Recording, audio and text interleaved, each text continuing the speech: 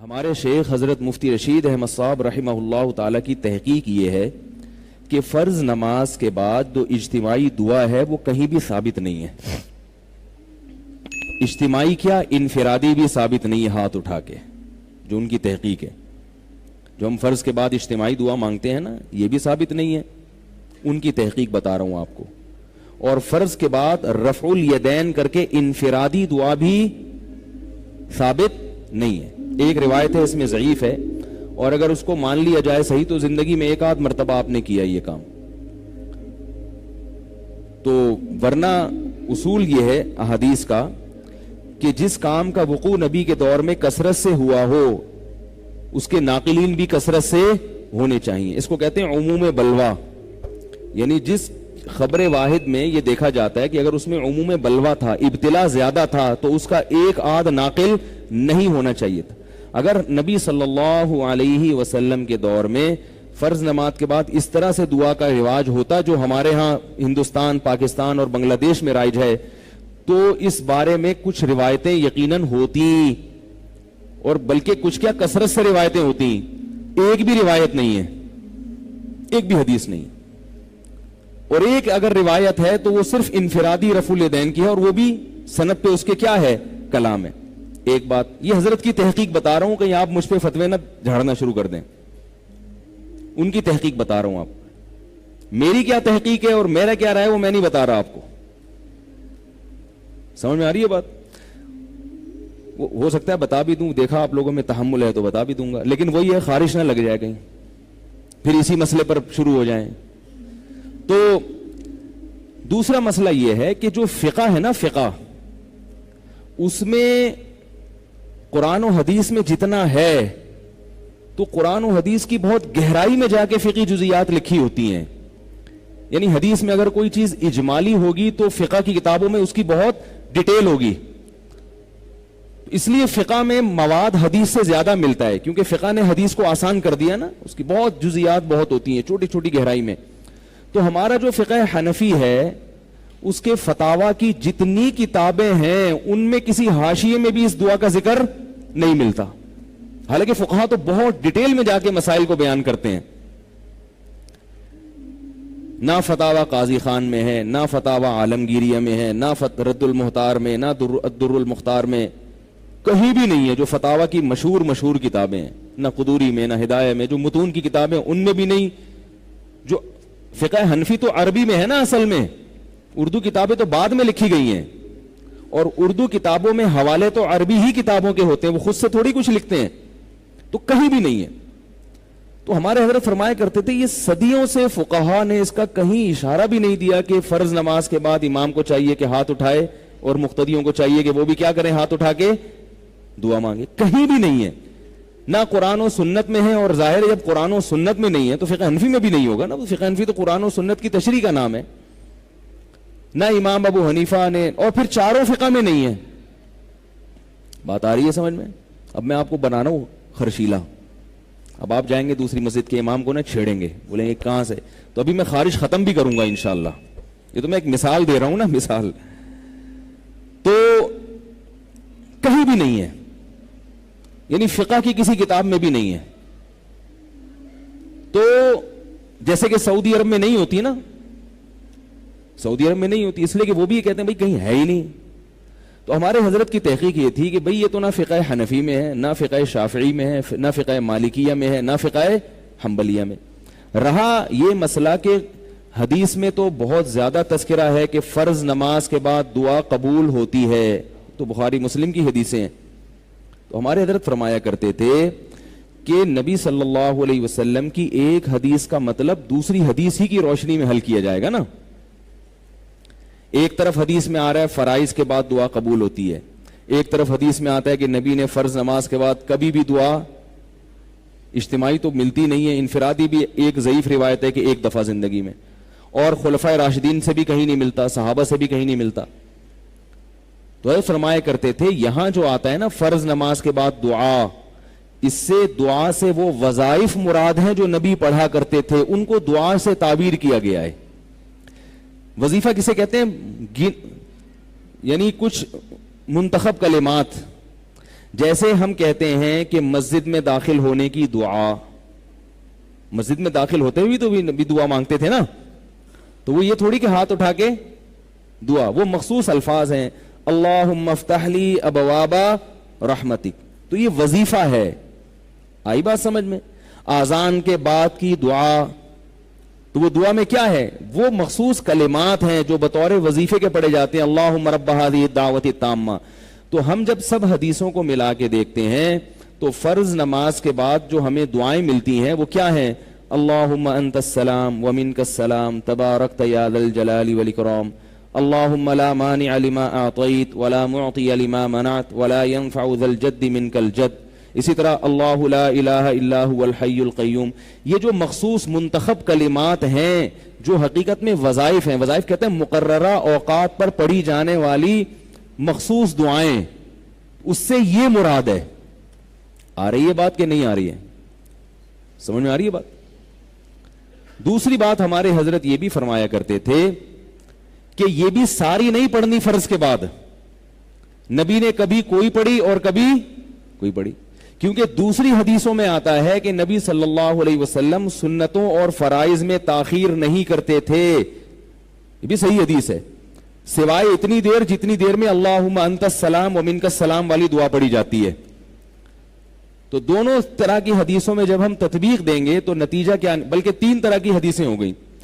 ایک وہ حدیثیں جن میں آتا ہے کہ فرض نماز کے بعد دعائیں قبول ہوتی ہیں، دوسری وہ حدیثیں جن میں آتا ہے کہ فرض نماز کے بعد آپ صلی اللہ علیہ وسلم یہ مخصوص کلمات پڑھتے تھے، تیسری وہ حدیثیں جن میں آتا ہے کہ فرض نماز کے بعد آپ صلی اللہ علیہ وسلم تاخیر نہیں کرتے تھے. تو تینوں قسم کی حدیثوں کو ملائیں گے، اور پھر فقہ کی کتابوں میں بھی یہ مسئلہ اس طرح لکھا ہے. فتاوی عالمگیریہ میں لکھا ہے کہ امام کو چاہیے کہ اللہم انت السلام ومنک السلام کے بقدر بیٹھے اور اس کے بعد کھڑے ہو کر سنتوں میں مشغول ہو جائے. تو جو فقہ حنفی کو فالو کرتے ہیں اس میں تو صاف لکھا ہے کہ امام صرف اتنا کرے گا، سلام کے بعد بیٹھے گا اتنی دیر اور کھڑے ہو کر پھر کیا کرے گا؟ سنتوں میں مشغول. تو قرآن و حدیث کی دو تشریح ہمارے حضرت کر رہے ہیں، فقہ حنفی میں بھی کیا ہے؟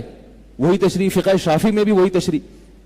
تو اب یہ بڑی مضبوط بات بن جاتی ہے کہ جب تمام حدیثوں کو آپ ملائیں تو پتہ یہ چلا کہ حدیثوں میں جو آتا ہے فرض نماز کے بعد جو لمبی دعاؤں کا آتا ہے اس سے مراد فرض نماز تکمیل کے ساتھ، اور فرض کی تکمیل کب ہوتی ہے؟ سنتوں کے ذریعے. تو لمبی دعائیں مانگنی ہے، رفع الیدین کرنا ہے تو فرض کے بعد آپ سنتوں میں جلدی مشغول ہو جائیں. باقی وظائف آپ کب کریں گے؟ سنتوں کے، آ رہی ہے بات پڑھیں گے وہ وظائف. اس طرح سے تمام روایتوں میں تطبیق ہو جاتی ہے، ورنہ اجتماعی دعا پر تو کوئی بھی روایت نہیں ہے فرائض کے بعد، کہیں بھی نہیں ہے. اب ہوتا یہ ہے کہ ہم لوگ چونکہ ایک مسئلے کو دیوبندیت کا معیار بنا لیتے ہیں کہ بھئی ہمارے چند بزرگوں نے یہ لکھ دیا یا کر لیا، تو اب پھر ہم اس کو دفاع میں زمین آسمان کے قلابے ملا دیتے ہیں. یہ طریقہ ہمارے بزرگوں کا نہیں ہے. ایک صاحب مجھے کہنے لگے کہ آپ نے یہ بات کہی ہے، حالانکہ یہ بات تو حضرت فلاں دامت برکاتہم نے ہمارے ہی بزرگوں کا نام لیا، وہ تو نہیں کہتے یہ بات.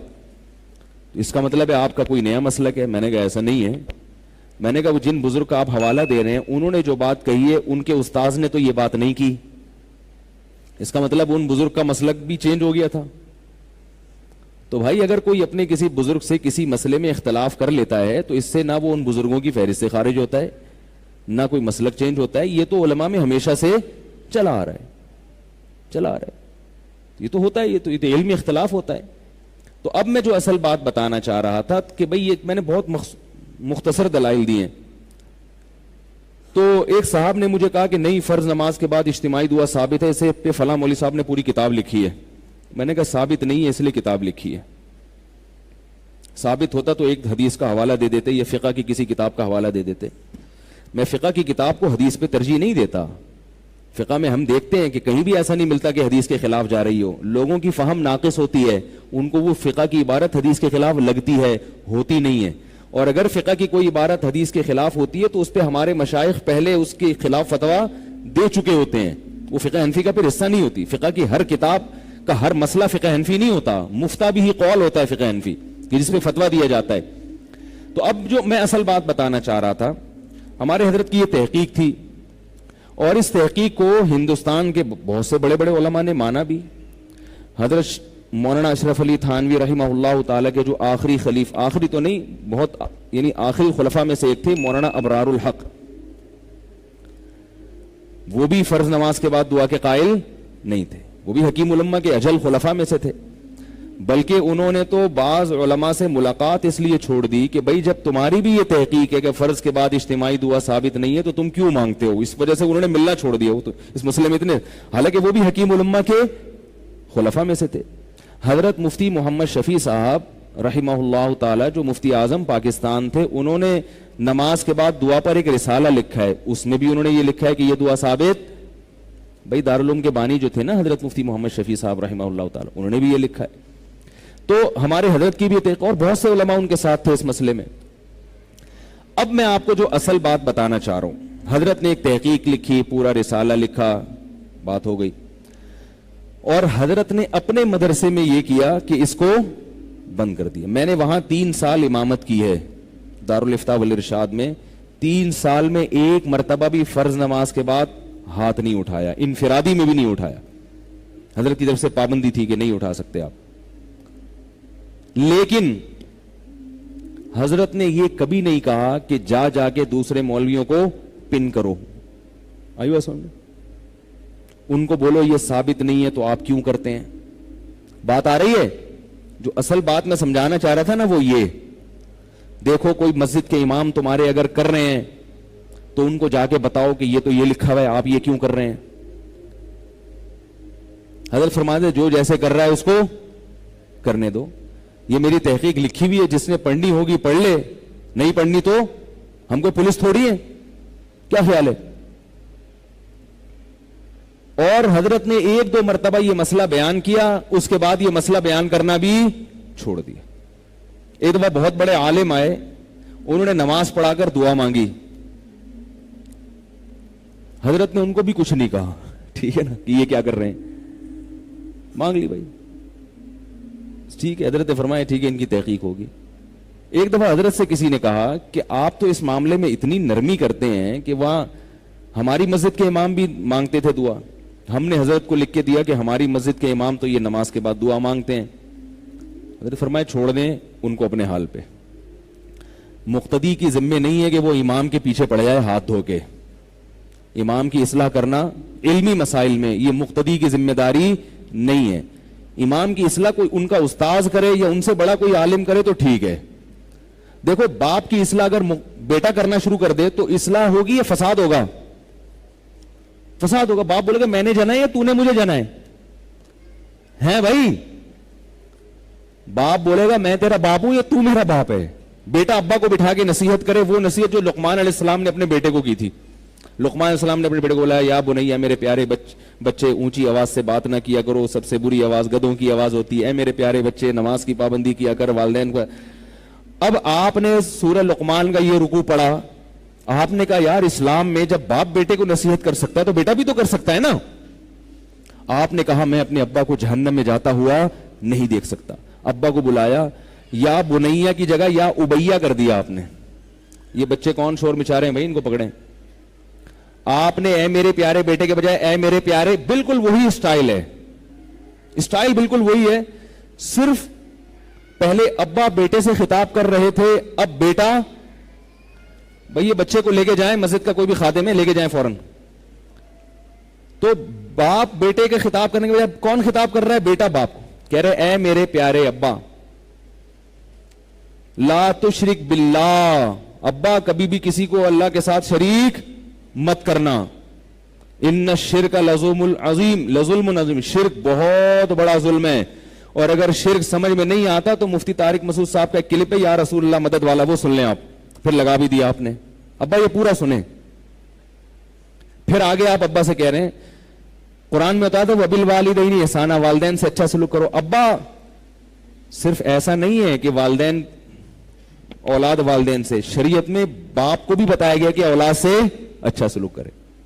آئی بات سننے، 2-3 نصیحتوں تک تو ابا سنے گا، پھر آپ آگے چلے اقیم الصلاۃ، ابا نماز پابندی سے پڑھنی ہے، اور انہا ان تکن مثقال حبۃ من خردل، ابا یاد رکھو اگر ایک نیکی چٹان میں بیٹھ کے رات کی گہرائی میں، جیسے ابا بیٹے کو سمجھاتے ہیں نا، بیٹا کوئی بھی گناہ اگر مجھ سے چھپ کے بھی کیا نا تو مجھ سے تو چھپا لو گے مگر اللہ سے نہیں چھپا سکتے. تو اب آپ ابا کو اسی سٹائل میں سمجھا رہے ہیں. ابا میں ہر وقت آپ کے ساتھ نہیں ہوتا. اگر آپ نے پڑوسیوں میں کسی کی انٹی کو جھانکنے تانکنے کی کوشش کی یا کوئی گناہ آپ نے کیا ٹکٹکی باندھ کے بھی دیکھنے کی کوشش کی، مجھ سے چھپ سکتا ہے مگر اللہ سے نہیں چھپ سکتا، کیونکہ اللہ تو باریک سے باریک چیز بھی قیامت کے دن لے آئے گا، کیونکہ اللہ لطیف بھی ہے اور خبیر بھی. 3-4 نصیحتوں کے بعد ابا اگر ابا ہوگا تو زوردار قسم کا جھاپڑ پڑے گا کہ نہیں پڑے گا؟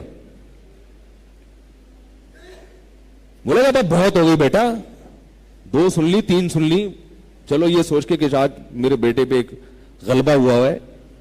اور جب آخر میں آ کے جب آپ نے ایک تھپڑ مارا اور ڈانٹنا شروع کر دیا تو بیٹا آخر میں آیت پڑھ رہا ہے وَغْضُضْ مِن صَوْتِكَ، سورہ لقمان کی آخرت ہے کہ اپنی آوازوں کو پس رکھو.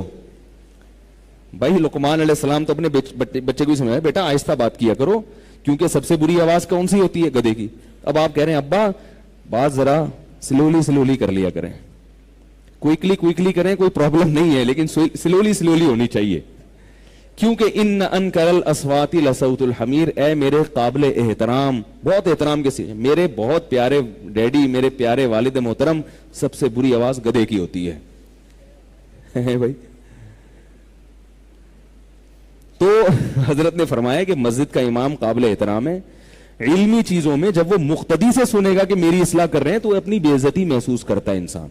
آپ ایک بہت بڑے ڈاکٹر کو سمجھانا گردے کا اسپیشلسٹ ہے، آپ جا رہے ہیں اس کے بعد ڈاکٹر صاحب میری تحقیق ہے کہ گردے میں جو ہے نا یہ جو بیماری ہے نا اس کا یہ علاج ہے.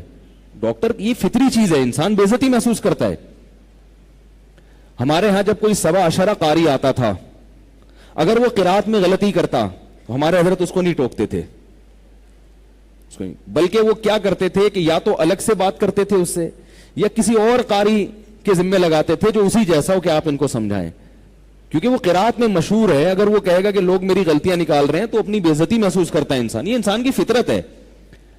یہ جو لوگ کہتے ہیں نا حق جہاں بھی ہو بول دینا چاہیے، غلط ہے 100%. حق بات بولنے کے لیے بہت ساری شرطیں ہیں، بہت سارے مواقع ہیں. تبھی تو قرآن نے یہ نہیں کہا کہ ادعو الی سبیل ربک، اپنے رب کی طرف بلاؤ، یہاں تک کہہ کے خاموش نہیں ہوا ہے قرآن. اگر قرآن میں صرف اتنا ہوتا ادعو الی سبیل ربک، اپنے رب کے راستے کی طرف بلاؤ، بس پھر ہم آزاد تھے، جیسے چاہتے بلاتے. اللہ نے فرمایا بالحکمہ، حکمت کے ساتھ، والموعظۃ الحسنہ، بہت عمدہ طریقے کے ساتھ، وجادلہم باللتی ہی احسن، بہت اچھے طریقے سے. احسن کا مطلب کیا ہے؟ 2 طریقے ہیں، دونوں اچھے ہیں. احسن جو ہے نا کمپیریٹو ڈگری ہے. اللہ نے یہ نہیں کہا وجادلہم باللتی ہی حسن، ایسے طریقے سے لوگوں کو دین کی دعوت جو اچھا ہو، نا نا نا نا نا نا، یہ نہیں. اچھے بہت سارے ہوتے ہیں. اللہ نے فرمایا کہ جتنے طریقے ہو سکتے ہیں بہت سارے اچھے ہیں، تو ان میں جو سب سے اچھا ہوگا نا اس طریقے سے بلاؤ. احسن کا مطلب کمپیئر کیا جا رہا ہے باقی طریقوں سے، تو اچھے طریقے سے بھی نہیں بلانے کا حکم دیا جا رہا، بلکہ بہت سارے طریقے ہیں دین کی دعوت کے، سارے اچھے ہیں.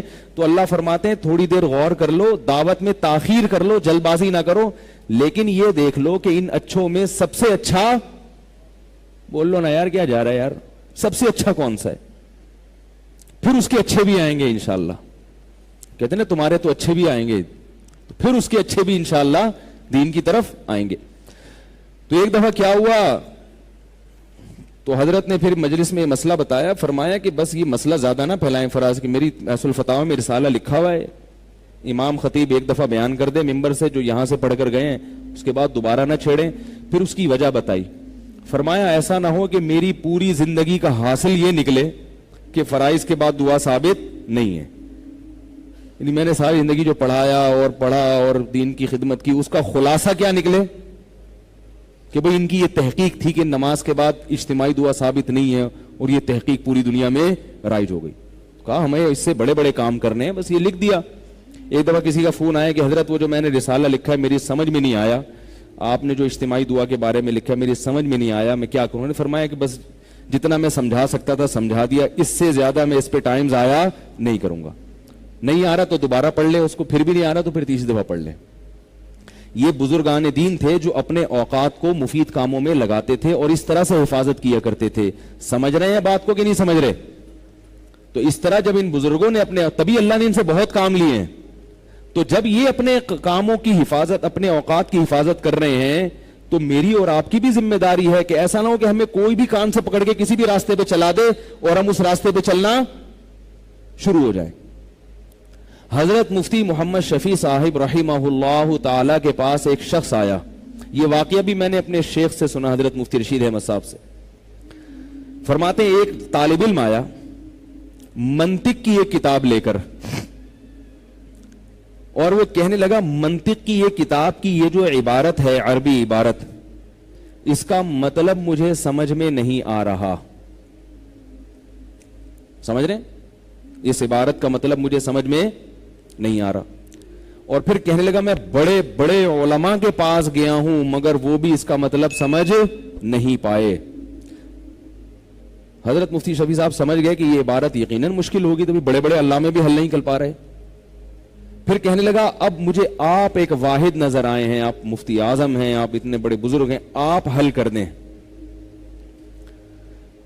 اس کا خیال تھا کہ وہ تو فوراً حل کریں گے. حضرت مفتی شفیع صاحب نے فرمایا کہ اس عبارت پر تمہارا دین یا دنیا کا کون سا مسئلہ اٹکا ہوا ہے بھائی؟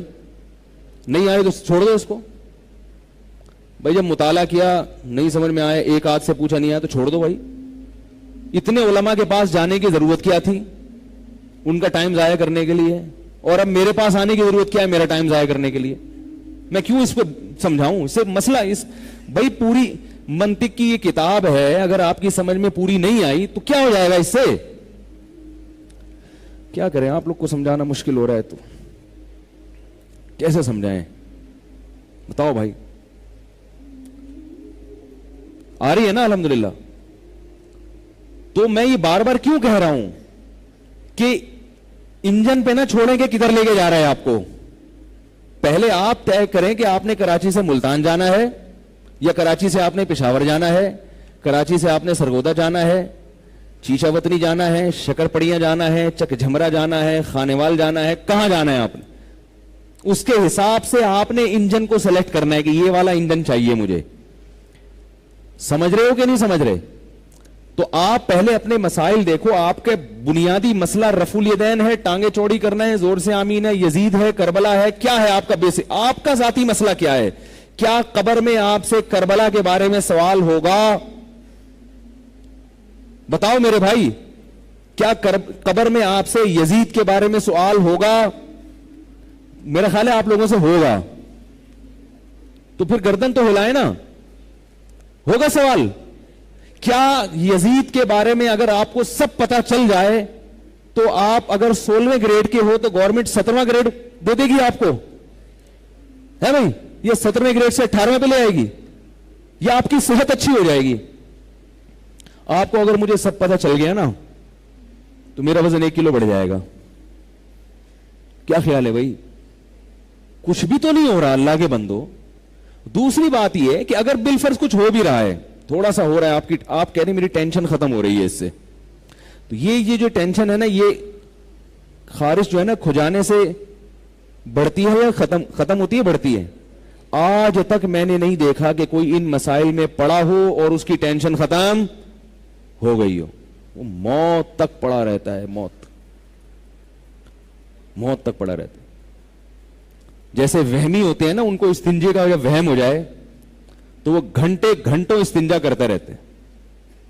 ایک وہمی کو یہ شبہ ہو گیا, پتہ نہیں میں استنجا کیا تو یقین نہیں آ رہا تھا کہ میں پاک ہوا ہوں, پہلے ڈھیلے سے استنجا کیا, پھر پانی سے پورا لوٹا بہا دیا اس نے. اس کا خیال یہ تھا کہ جب میں لوٹا بہا دوں گا تو تسلی ہو جائے گی. جیسے بعض لوگوں کا خیال ہوتا ہے ہمیں جب پتہ چل جائے گا کہ اس واقعے میں کون صحیح تھا کون غلط تھا تو ہمیں تسلی ہو جائے گی. تو ان کو ایسی تسلی ہوتی ہے جیسے بھی میں واقعہ بتا رہا ہوں, آپ تسلی نہیں ہوتی ان کو. تو وہ استنجا کرتا تھا 1 گھنٹہ, تسلی نہیں ہو رہی. اس نے کہا ایک دفعہ دریا میں چھلانگ لگا لو, ایک دفعہ دریا میں چھلانگ لگا. دریا میں ڈبکی لگا کے آیا, اس کو خیال ہوا کہ یار میرا ڈھیلا جس جگہ سے لگا تھا اس پہ نجاست لگی تھی، تو اب جب دریا میں جب میں کودا ہوں تو پانی لگا ہوگا وہاں اس جگہ پہ، تو جو پانی لگا وہ ناپاک ہو گیا. جب وہ پانی وہاں سے ہٹا تو اس پانی کے بعد جو دوسرے نمبر پہ پانی آیا وہ اس پانی سے لگ کے ناپاک ہو گیا. آئیے سمجھے، وہ جب اس پانی سے لگ کے ناپاک ہو گیا تو پھر وہ میرے دوبارہ جب جسم سے ٹچ ہوا تو میرا جسم تو دوبارہ ناپاک ہو گیا. تو دریا میں تو جتنا پانی آ رہا ہے وہ پہلے والے پانی سے ٹچ ہو کے ہی لگے گا نا. تو یہ بات تو بنی نہیں، ابھی بھی گندا پانی تو لگا ہوا ہے جسم پہ. تو ایک ترکیب آئی کہ بھائی اس پانی کو دھوپ میں سکھاؤ، اس پانی کو دھوپ میں سکھا. تو اب جو ہے نا اپنی تشریف کا رخ سورج کی طرف کر کے دھوپ میں سکھانے کے لیے بیٹھ گیا. کسی بچے کو شرارت سوجی، اس نے غلیل میں ڈھیلا رکھ کے مار دیا اس کے. اب جب یہ بچے کے پیچھے بھاگ رہا ہے، بچہ آگے آگے یا اس کے پیچھے، بچے سے کہہ رہے ہیں اللہ کی قسم کچھ نہیں کہوں گا، صرف اتنا بتا دے کہ یہ ڈھیلا پاک تھا یا ناپاک تھا، کیونکہ اگر یہ ناپاک تھا تو وہی پروسیس اب دوبارہ سے کرنا پڑے گا مجھے.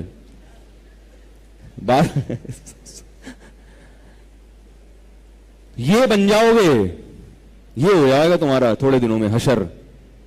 تو اپنے آپ کو مفید چیزوں میں لگائیں. میں بار بار کہہ رہا ہوں فروعی مسائل میں جو اختلاف ہیں، رفع الیدین، ایک صاحب میرے پیچھے پڑے ہوئے ہیں کہ رفع الیدین پہ کسی انجینئر نے یہ دعویٰ کیا ہے کہ یہ جو حنفی لوگ حدیث پیش کرتے ہیں نا عبداللہ بن مسعود سے کہ رفع الیدین نہ کرنے کی حدیث یہ ضعیف ہے. انجینئر نے دعویٰ کیا یہ، اور اس نے کہا ہے کہ سفیان ثوری رحمہ اللہ تعالیٰ کی مروی عنہ سے ملاقات ثابت نہیں ہے اور وہ مدلس راوی ہیں. تو میرا کھلا چیلنج ہے کہ ثابت کر کے دکھا دے کہ ان کی اپنے جس سے وہ نقل کر رہے ہیں اس سے ملاقات ثابت ہے، ثابت کر کے دکھا دے. وہ بیٹھا ہوا ہے، وہ اس کا تو کوئی کام ہی نہیں ہے بیچارے کا. اب میرا خون پیا ہوا ہے لوگوں نے، حضرت اتنا بڑا چیلنج کر دیا اس نے، ترمذی کی رفع الیدین نہ کرنے والی حدیث کو ضعیف کہہ دیا، کھلے عام چیلنج کر رہا ہے. حضرت اس کے چیلنج کا جواب دیں. میں نے اس سے کہا، میں نے کہا بھائی میں جواب دوں گا تو کوئی نیا چیلنج آ جائے گا. اور دوسری بات یہ کہ اس چیلنج کا اگر فرض کرو مان لیا وہ حدیث ضعیف ہے تو اس سے رفع الیدین نہ کرنے کا مذہب ختم تھوڑی ہو جائے گا.